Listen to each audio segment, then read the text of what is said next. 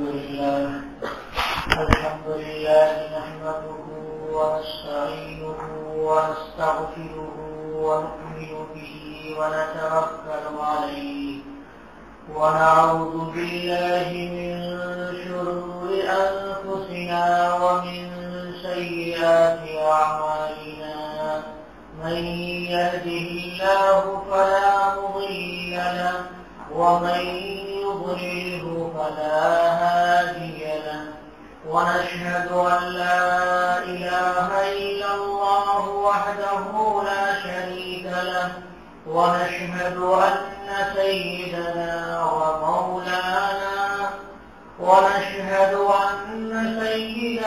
ومولانا محمدا عبده ورسوله وصلى الله تعالى عليه وعلى آله وأصحابه أجمعين أما بعد فقد قال رسول الله صلى الله عليه وسلم لكل نبي دعوة وأريد إن شاء الله تعالى أن أختبي دعوتي شفاعة لأمتي يوم القيامة.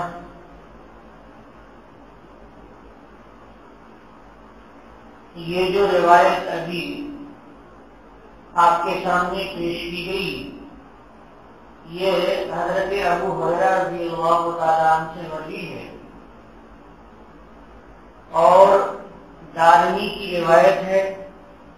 حدیث شریف کا نمبر ہے 2861.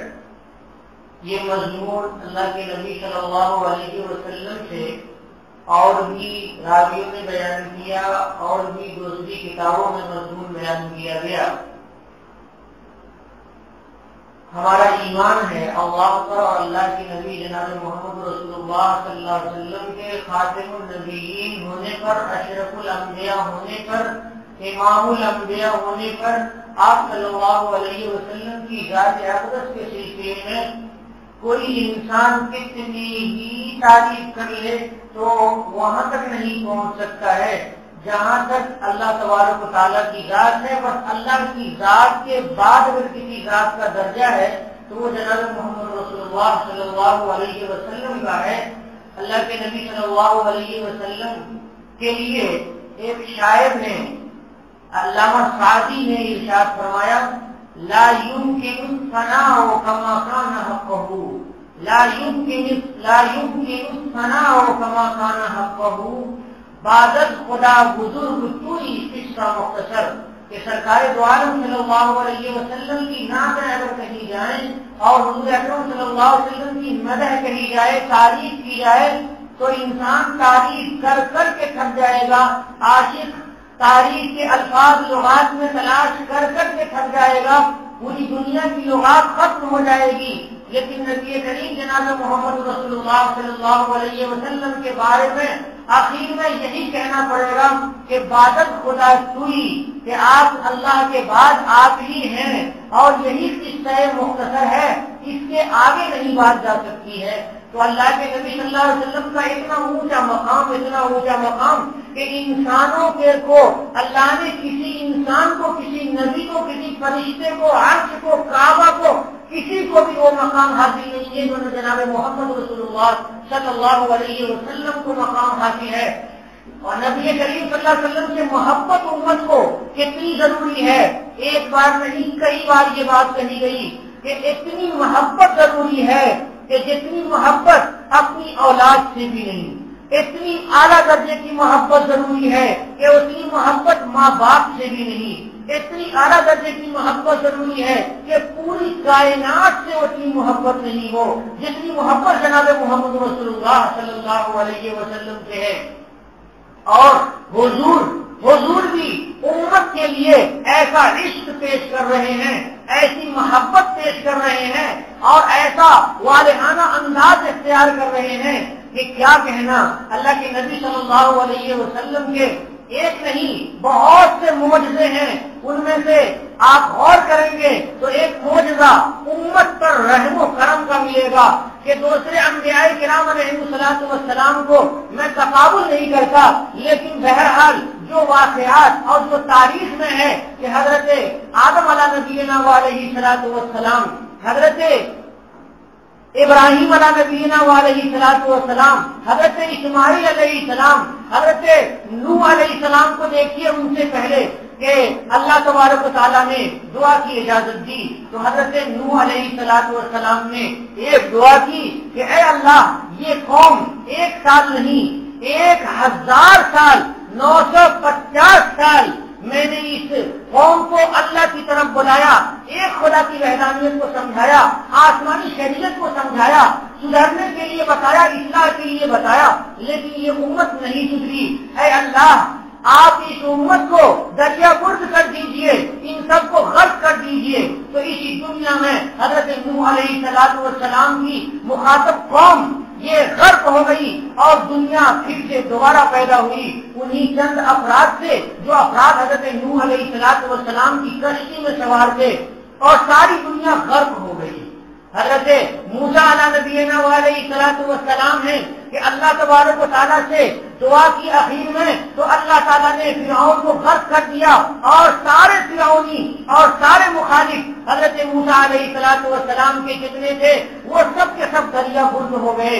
حضرت شعیب علیہ نبینا علیہ الصلوۃ والسلام کی قوم کہ حضرت شعیب علیہ الصلوۃ والسلام کی بد دعا لگی ان کو، تو سارے کے سارے کنویں کے ارد گرد رہنے والے وہ برباد ہو گئے اور وہ سارے کے سارے مر گئے۔ یہ تاریخ نے لکھ دیا ہے۔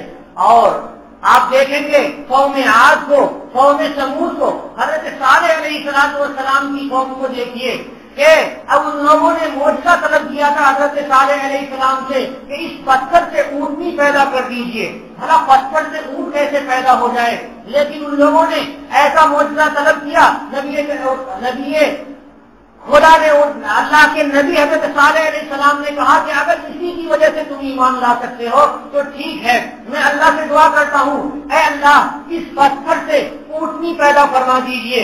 لیکن قوم کو ماننا نہیں تھا، وہ تو مذاق کر رہی تھی، اس لیے حضرت صالح علیہ السلام کی قوم کا ایک بدبخت اوزار نامی آدمی آیا اور اس نے تلوار لے کر کے اونٹ کی کوچے کاٹ دی، ان کے پیر کاٹ دیے، اور اس کے بعد اس قوم پر اللہ تبارک و تعالیٰ کا عذاب آ گیا۔ اللہ تعالیٰ کا عذاب بہت سی قوموں پر آیا۔ وہ کس طرح سے آیا؟ وہ انبیاء کرام علیہ الصلوۃ والسلام کو اللہ تعالیٰ نے ایک دعا کا اختیار دیا تھا۔ جتنے انبیاء کرام علیہ الصلوۃ والسلام ہیں سب کو اللہ تعالیٰ نے ایسی دعا کا اختیار دیا کہ آپ ایک ایسی دعا کر سکتے ہیں کہ جس دعا کو میں ضرور قبول کروں گا، ایسی دعا کا اختیار دیا تھا۔ سارے انبیاء کرام نے اس دنیا میں دعا کر لی اور ان کی دعا قبول ہوئی، اللہ کا انعام نازل ہوا، یا گمراہ اور ذلیل قوموں پر اللہ کا عذاب نازل ہو گیا۔ لیکن ہمارے نبی صلی اللہ علیہ وسلم، ہمارے پیارے نبی صلی اللہ علیہ وسلم کے بارے میں آپ قربان جائیے، فرماتے ہیں نبی کریم صلی اللہ علیہ وسلم کہ اللہ تبارک و تعالیٰ نے سارے انبیاء کرام کو دعا کا اختیار دیا، تو میں سب نے ایک دعا کر لی، لیکن مجھے بھی اللہ تبارک و تعالیٰ نے دعا کا اختیار دیا، تو میں نے اپنے لیے دعا نہیں کی، میں نے یہ سوچا کہ اس دعا کو بچا کر کے رکھ لیتا ہوں، قیامت کے دن جب میری امت پھنسی ہوئی ہوگی، میری گنہگار امت کا معاملہ پھنسا ہوا ہوگا میدان محشر میں، جب وہ سب کے پاس جائیں گے اور کہیں سے کام نہیں بن سکے گا، کہیں سے سفارش نہیں ہو سکے گی، ہماری امت حضرت آدم علیہ السلام کے پاس جائے گی، سارے لوگ مل کر کے جائیں گے، لیکن حضرت آدم علیہ السلام کو اللہ تبارک و تعالیٰ کی طرف سے اجازت نہیں ہوگی۔ حضرت ابراہیم علیہ السلام کے پاس جائیں گے، سارے کے سارے لوگ مل کر کے منت سماجت کریں گے کہ اللہ تبارک و تعالیٰ سے ہمارے لیے دعا کر دیجیے۔ حضرت اسماعیل علیہ السلام کے پاس جائیں گے، حضرت موسیٰ علیہ السلام کے پاس جائیں گے، حضرت عیسیٰ کے پاس جائیں گے، سارے کے سارے العزم پیغمبر جن کا اللہ تبارک و تعالیٰ کے یہاں اونچا سے اونچا مقام ہے، سب کے پاس جائیں گے، لیکن کسی کے یہاں کام بن نہیں پائے گا۔ آخر میں نبی کریم جناب محمد رسول اللہ صلی اللہ علیہ وسلم کے پاس پوری امت پہنچے گی، پوری دنیا کے لوگ پہنچیں گے، اللہ کے نبی صلی اللہ علیہ وسلم ان سب کے لیے سجدے میں گر جائیں گے اور اللہ تبارک و تعالیٰ سے دعا کریں گے، اللہ تبارک و تعالیٰ نبی کریم صلی اللہ علیہ وسلم کی دعا قبول فرمائیں گے۔ تو اللہ کے نبی نے دعا کو آخرت کے لیے اپنے لیے بچا کر کے رکھ لیا، اس دنیا میں دعا نہیں کی نبی کریم صلی اللہ علیہ وسلم نے، وہ خاص قسم کی دعا، نہایت اعلیٰ قسم کی دعا جس کا اختیار اللہ تبارک و تعالیٰ نے اسپیشل طور پہ حضور اکرم صلی اللہ علیہ وسلم کو عنایت فرمایا تھا۔ حدیث شریف میں حضرت ابو ہریرہ رضی اللہ تعالیٰ عنہ ارشاد فرماتے ہیں، قال رسول اللہ صلی اللہ علیہ وسلم لکل نبی دعوت، ہر نبی کی ایک دعا ہے، ہر نبی کی ایک دعا ہے۔ حضور نے فرمایا کہ جس دعا کو اللہ تبارک و تعالیٰ نے قبول کرنے کا پیشگی طور پہ اللہ نے وعدہ کیا، لیکن سارے انبیاء کرام علیہ الصلوۃ والسلام نے دعائیں کی اور ان کی دعا اس دنیا ہی میں ہوئی اور ان کی دعا قبول ہو گئی۔ کہتے ہیں وَأُرِيدُ إِنشَاءَ اللَّهُ تعالی، اور میرا ارادہ یہ ہے ان اختبی دعوتی، کہ میں اپنی دعا کو جو اسپیشل اجازت ہے اللہ تبارک و تعالیٰ کی طرف سے، خصوصی رعایت ہے اللہ تعالیٰ کی طرف سے، اس دعا کو میں چھپا کر کے رکھ لوں۔ کہاں کے لیے چھپا کر کے رکھ لوں؟ آخرت کے لیے، قیامت کے دن کے لیے چھپا کر کے رکھ لوں۔ اختبیہ، ان اختبیہ کا مطلب ہے چھپا کے رکھ لوں۔ آپ دیکھتے ہیں کہ ہم گھر میں ہوتے ہیں اور ہمارے گھر میں کبھی بہت اچھا قسم کا کھانا بنتا ہے، تو ہماری اماں، ہماری بہنیں، ہماری دادی، ہماری نانی، جن کو ہم سے شفقت ہوتی ہے، وہ اچھا قسم کا کھانا وہ کسی اچھے برتن میں، کسی اچھی جگہ میں چھپا کر کے رکھ دیتی کہ یہ میرا بچہ ہے، اس کو یہ کھانا پسند ہے، اس کو فلاں وقت میں دینا ہے، اس کو فلاں وقت میں دینا ہے۔ اختبا کے معنی چھپانا، اختبا کے معنی چھپا کر کے رکھنا تاکہ بعد میں کام آ جائے، چھپا کر کے رکھنا تاکہ بعد میں کام آ جائے، اس کو اختبا کہتے ہیں۔ تو حضور نے اپنی دعا کو محفوظ طریقے سے، خصوصی طور پر چھپا کر کے رکھ لیا تھا تاکہ اپنے کام نہیں آئے، تاکہ امت کو کام آئے۔ فرماتے ہیں نبی کریم صلی اللہ علیہ وسلم ان اختبی دعوتی، میں نے ارادہ کیا کہ میں اپنی دعا کو چھپا کر کے رکھ لوں، شفاعتن لامتی، اپنی امت کی سفارش کرنے کے لیے، سب امت کی سفارش کرنے کے لیے، یوم القیامہ، قیامت کے دن امت کی سفارش کرنے کے لیے۔ یہ خصوصی طور پہ نبی کریم صلی اللہ علیہ وسلم کا معجزہ، بلکہ نبی کریم صلی اللہ علیہ وسلم کی خصوصیت ہے جو دیگر انبیاء کرام علیہ الصلوۃ والسلام میں نہیں ہے۔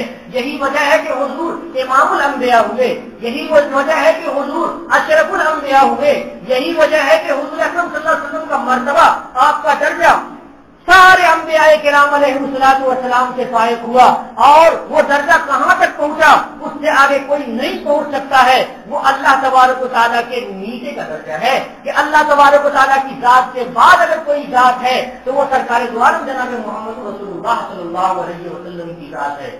آپ صلی اللہ علیہ وسلم کے معجزات اور آپ صلی اللہ علیہ وسلم کی نبوت کے حقائق کو اگر دیکھنا چاہے انسان تو آج بھی اپنی کھلی آنکھوں سے جا کر کے دیکھ سکتا ہے۔ مثال دیتا ہوں، مثال کے طور پہ حجاج حج کرنے کے لیے جاتے ہیں اور سب کے سب کنکری مارتے ہیں، حجاج حج کے لیے جاتے ہیں، سب کے سب کنکری مارتے ہیں، چھوٹی کنکریاں ہوتی ہیں، ایک حاجی اگر کنکری مارے تو 70 کنکری مارتا ہے، ایک حاجی۔ اب حاجی وہاں پہ کنکری مارتا ہے اور کنکری اٹھ جاتی ہے، وہاں سے اللہ تبارک و تعالیٰ کے پاس چلی جاتی ہے، فرشتے اٹھا کر کے لے کے چلے جاتے ہیں۔ حضور کے زمانے میں صحابہ کرام کنکریاں مارتے تھے مگر وہاں سے کنکری غائب ہو جاتی تھی۔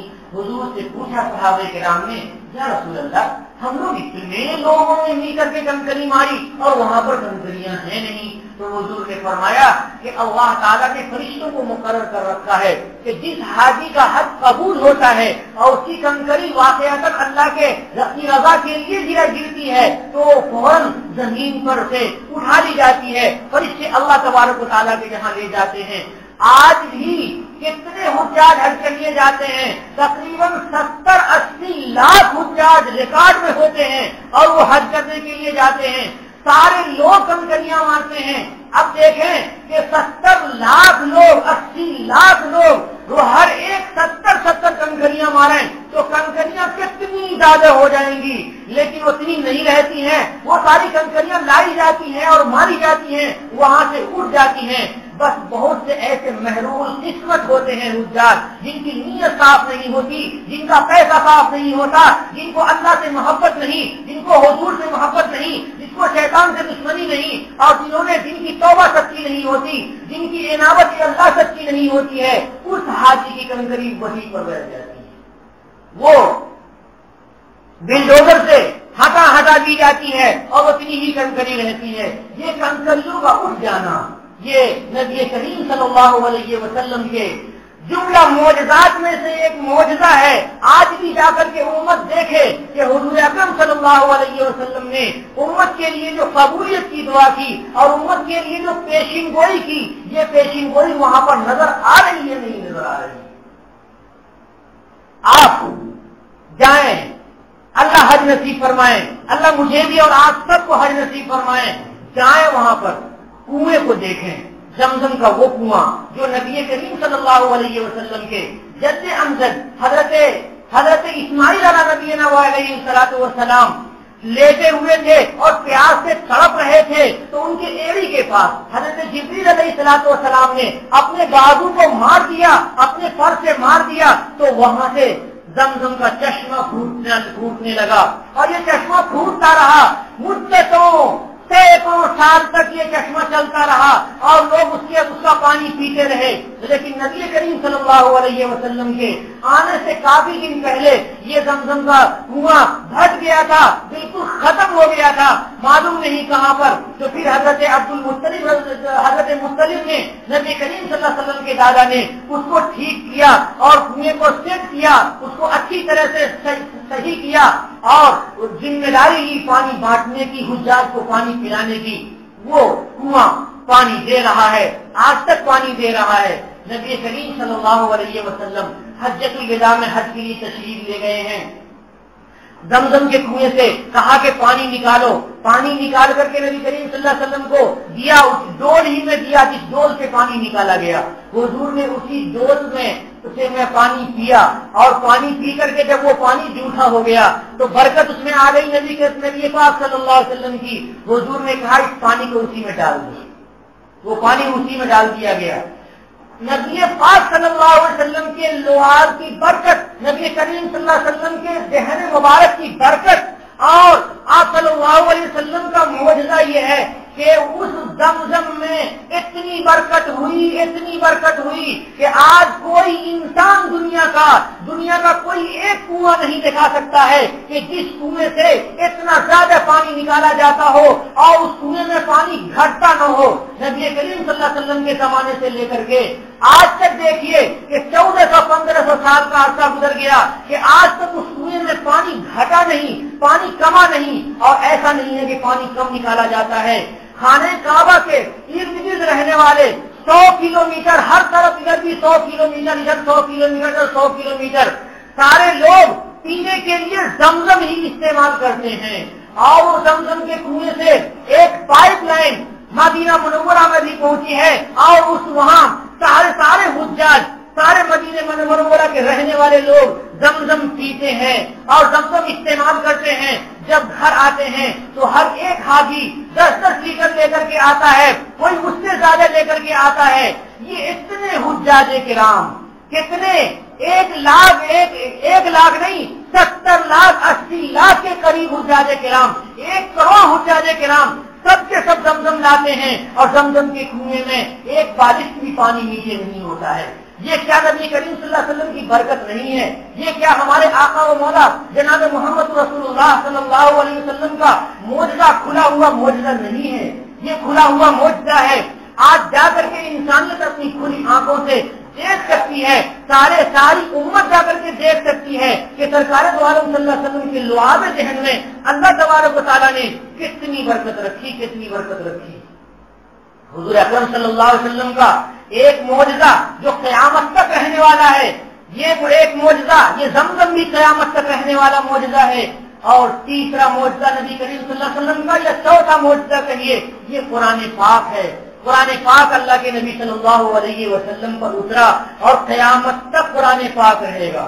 ایک وقت آئے گا جب اللہ کو قیامت نازل کرنا منظور ہو جائے گا، اللہ تبارک و تعالیٰ کے بندے گانے بجانے میں لگ جائیں گے اور قرآن پاک کی تلاوت چھوڑ دیں گے، جیسے آج کا ماحول ہو رہا ہے کہ نوجوان اور بوڑھے اور بچے کبھی صبح کو اٹھ کر کے تلاوت کے لیے قرآن پاک نہیں اٹھاتے۔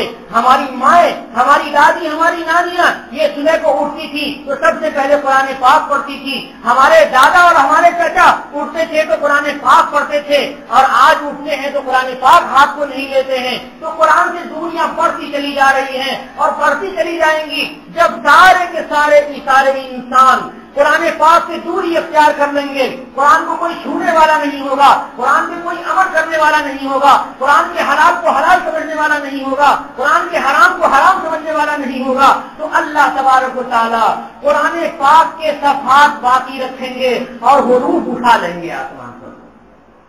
اب بندہ اٹھے گا، طاقتوں میں بند ہے قرآن، جا کر کے دیکھے گا تو ارے قرآن کے کا ورق تو ہے، قرآن کا کاغذ تو ہے، قرآن کی جلد بچی ہوئی ہے، مگر حروف غائب ہو گئے ہیں۔ اب انسان پریشان ہوگا کہ اب کریں تو کیا کریں، تو اب کچھ نہیں کر سکتے۔ اس لیے میرے محترم نبی کریم صلی اللہ علیہ وسلم کا یہ معجزہ قیامت تک رہنے والا ہے۔ اگر کوئی ایک مسلمان ہوئے زمین پہ قرآن پاک پر عمل کرنے والا ہوگا تو یہ قرآن پاک ختم نہیں ہو سکتا۔ کتنی حکومتیں آئی، آپ نے تاریخ کے اور آپ دیکھے ہوں گے کہ تاتاریوں نے دجلہ اور فرات یہ دو نہریں تھی، ان دونوں نہروں میں سارا کا سارا کتب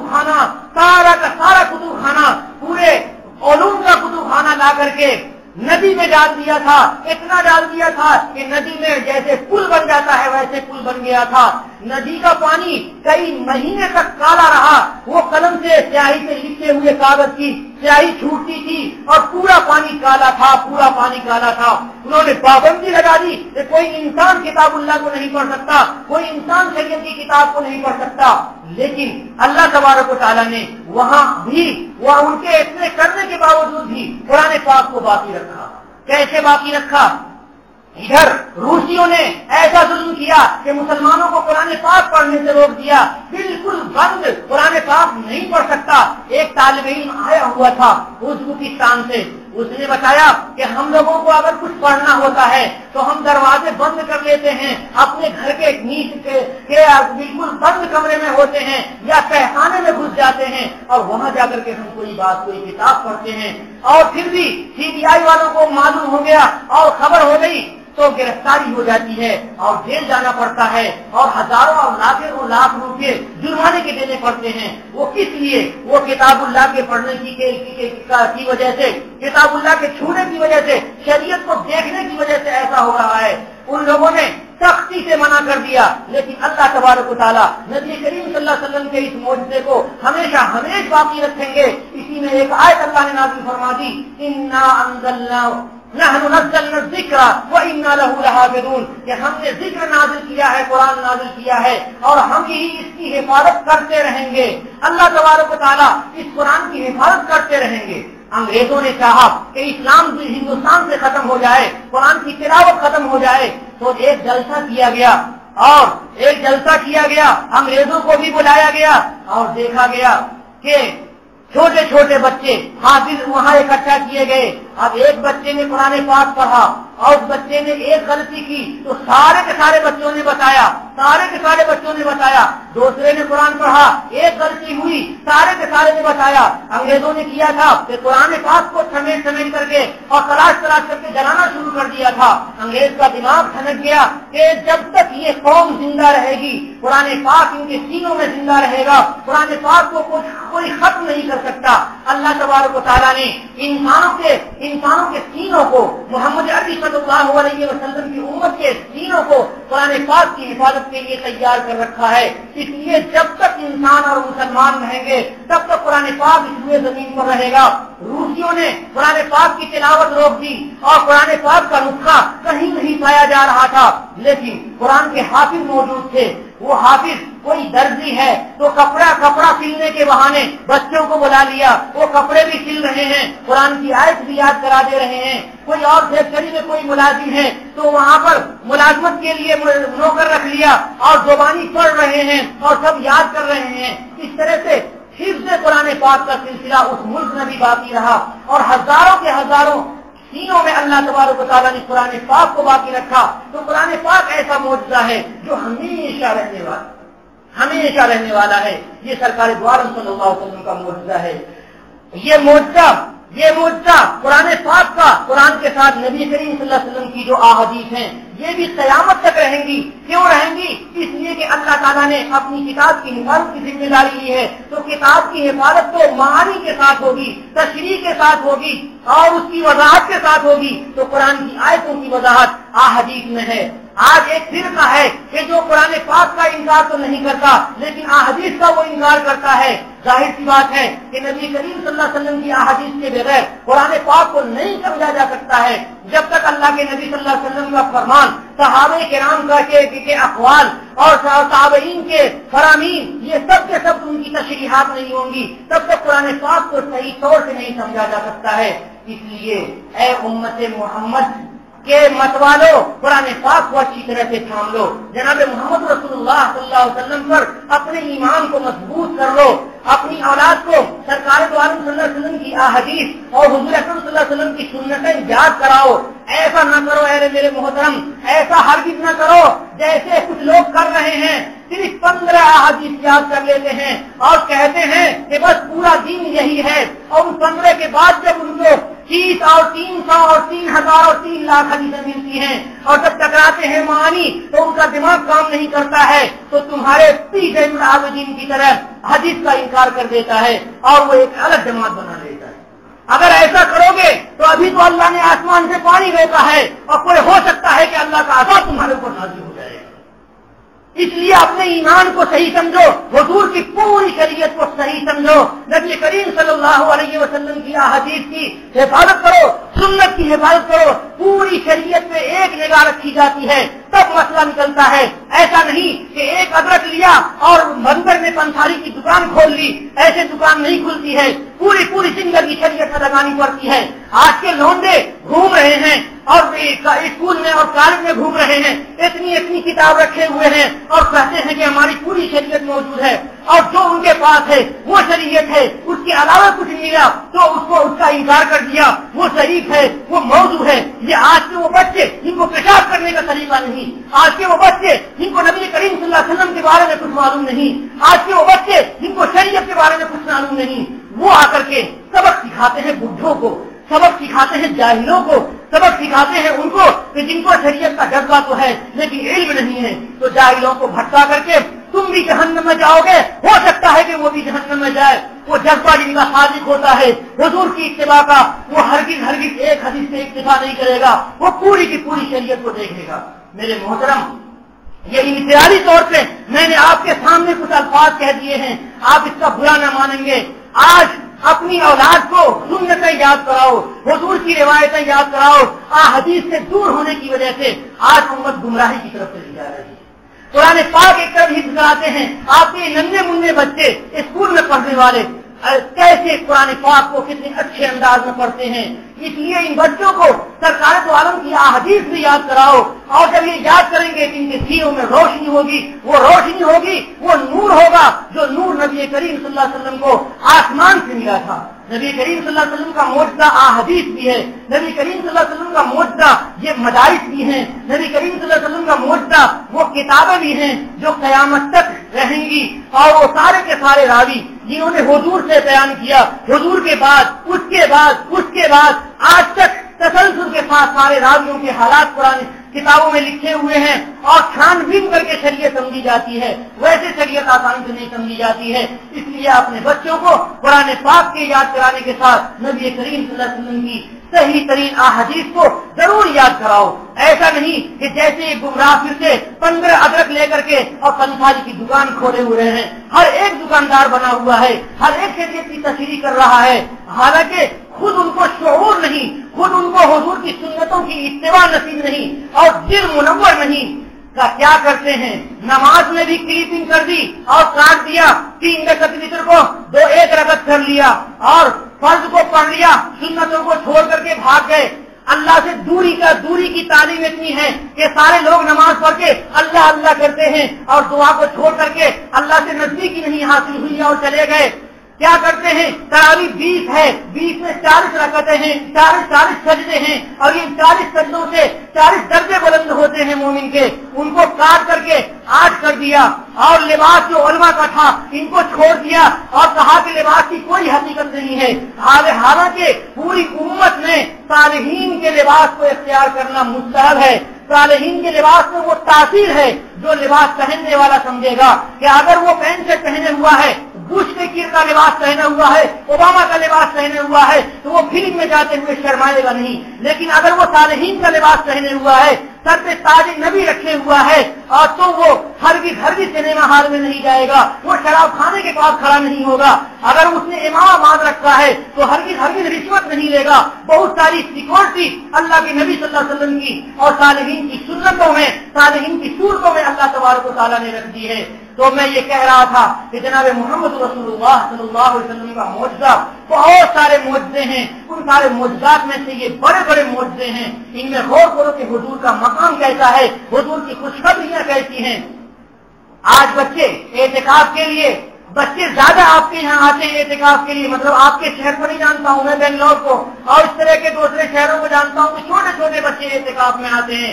मेरे मोहतरम, कोशिश ये करो कि बड़े बड़े लोग एतिकाफ में बैठें और बच्चों के लिए एतिकाफ की में जो चीजें हैं वो क्या है, लग़वियात से परहेज करें और तिलावत में रहें, नेक अच्छी बातों में रहें। ऐसा न हो कि जैसे बाद मस्जिदों में देखा कि 10 और 20 बच्चे रहते हैं और सब के सब हुड़दुम मचाते रहते हैं, मस्जिद की बेअदबी होती है।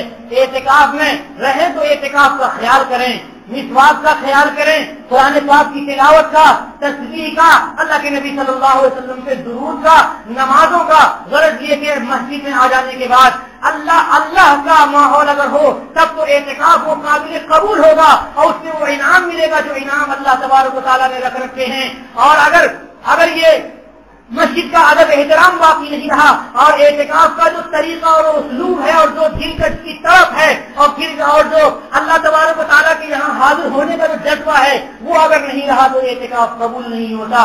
इसलिए हमें कोशिश करनी चाहिए कि अपने अमाल को ऐसा बनाएं कि वो अल्लाह के नबी सल्लल्लाहु अलैहि वसल्लम के दरबार में अल्लाह तबारक व तआला के यहाँ हाजिरी के वक्त में हमें खुश करें और हमारी मग़फ़िरत का जरिया बने। इन्हीं बातों पर मैं अपनी गुफ्तगू खत्म करता हूँ। व आखिर दावाना अनिल हम्दुलिल्लाहि रब्बिल आलमीन।